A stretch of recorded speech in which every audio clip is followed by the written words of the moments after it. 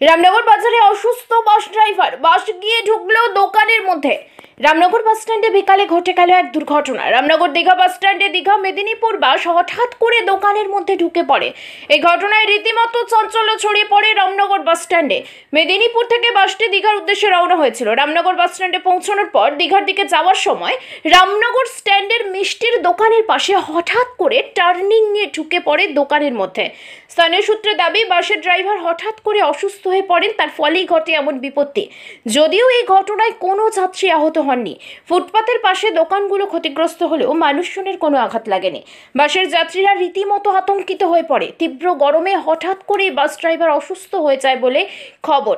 এই ঘটনায় রীতিমতো যানজট সৃষ্টি হয় রামনগর বাস স্ট্যান্ডে। রামনগর থানার পুলিশ এসে পরিস্থিতি নিয়ন্ত্রণে আনে ও যানজট মুক্ত করে রামনগর বাস স্ট্যান্ডকে। বিকেল 5:30 নাগাদ এই ঘটনা ঘটে। সন্ধ্যায় রামনগর বাস স্ট্যান্ডে অনেকটাই ভিড় ছিল। যদিও এই ঘটনায় কোনো দুর্ঘটনা ঘটেনি বা কেউ আহত হয়নি, তবুও যাত্রী নিরাপত্তা নিয়ে প্রশ্ন উঠছে। রামনগর স্ট্যান্ডে এগরার দিক থেকে আসা মেদিনীপুর দীঘা বাসটি প্রথমে দাঁড়িয়ে থাকা দুটি বাইকে ধাক্কা মারে, পরে আস্তে আস্তে ডান দিকে বাঁক নিয়ে ফলের দোকানে ঢুকে যায়। কয়েকটি দোকানের জিনিসপত্র ক্ষতি হয়েছে। রামনগর থানায় এসে বাসটিকে নিয়ে যায়। বর্তমানে পরিস্থিতি নিয়ন্ত্রণে।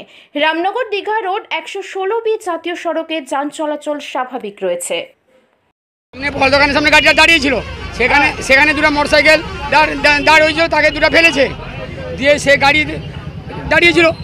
তবে গাড়ি স্টার্ট দিয়ে যাবে, দীঘা দিকে যাবে, হঠাৎ দেখি আমার 2 হাত দূরে এই দিকে আসছে, দিয়ে আমি তো সেখানে এসেছিলাম, আমি সেদিকে লাফিয়ে পালিয়ে গেছি।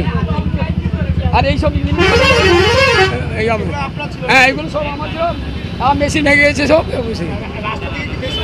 হ্যাঁ, গাড়ি তো এখানে ভেঙেছে, গাড়ি ঢুকেছে কোথায় যেত, গাড়ি বাঁশ ভেঙেছে।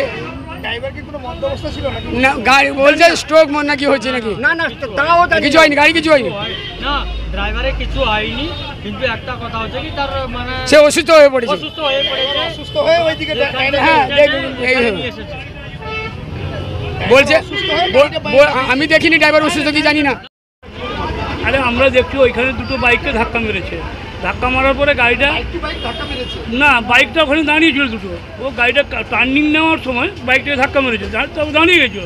তারপরে কোনো কারণে গাড়িটা এই দিকে টোটাল ডান দিকে টার্ন হয়ে গাড়িটা বেরিয়ে এসে বলতে কোনো গিয়ারে বা কেউ প্রেশার করেছে, যেমন একটা গাড়ি চালায় ড্রাইভার কিছু না, ও সেন্সলেস হয়ে গেছে।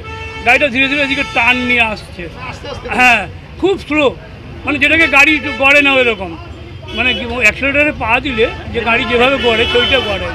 তারপরে গাড়িটাকে দেখলাম যে এইদিকে ডান দিকে পুরো এসে এইভাবে, আর অন্য কিছু। মেদিনীপুর বাস এগরা থেকে আসছিল, রামনগরে ক্রসটা করে যখন মা কালী মিষ্টান্ন ভাণ্ডারের সামনে আসে দীঘাকান্তি রাস্তায়, তখনই ড্রাইভার অসুস্থ হয়ে পড়ে। মিনি স্ট্রোক হোক যে কোনো প্রকার একটা অসুস্থ হয়ে পড়ে গাড়িটা একবারে লাইনের পাশে ফুটপাতে যারা বসছিল বা দোকান ছিল সেগুলো এবং মোটরসাইকেলে ধাক্কা মারে এবং কিছু দোকানদারের ক্ষতি হয়েছে। এবং পরবর্তীকালে যা হোক মানুষের কোনো দুর্ঘটনা, কারো ব্যক্তিগত কোনো মানুষের দুর্ঘটনা ঘটেনি এবং যাত্রীরা আতঙ্ক হয়েছিল বাসের ভিতরে যারা ছিলেন। কিন্তু আমরা ঈশ্বরের কাছে কামনা করি যে যেহেতু মানুষ কোনো ক্ষতি সাধন হয়নি, কিন্তু কিছু দোকানপাট বা কিছু ফুটে যারা বসছিল সেগুলো ক্ষয়ক্ষতি হয়েছে। সঙ্গে সঙ্গে ড্রাইভারকে ট্রিটমেন্টের জন্য দীঘা স্টেট জেনারেল হসপিটালে করা হয়েছে এবং পুলিশ প্রশাসনের পক্ষ থেকে সঙ্গে সঙ্গে রাস্তা ক্লিয়ার করা হয়েছে এবং এখন শান্তিপূর্ণভাবে আছে, কোনো অশান্তি বাতাবরণ তৈরি হয়নি। যাতে আমরা শান্তিপূর্ণভাবে মানুষ যাতে অসুবিধার সৃষ্টি না হয় সেদিকে কিন্তু পুলিশ প্রশাসন এবং সবাই কিন্তু সহযোগিতা করেছে।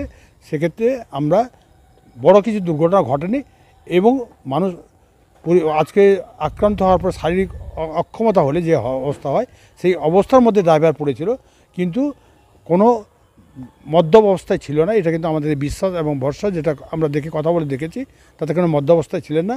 শারীরিক অসুস্থতার কারণের জন্য এই ঘটনা ঘটেছে।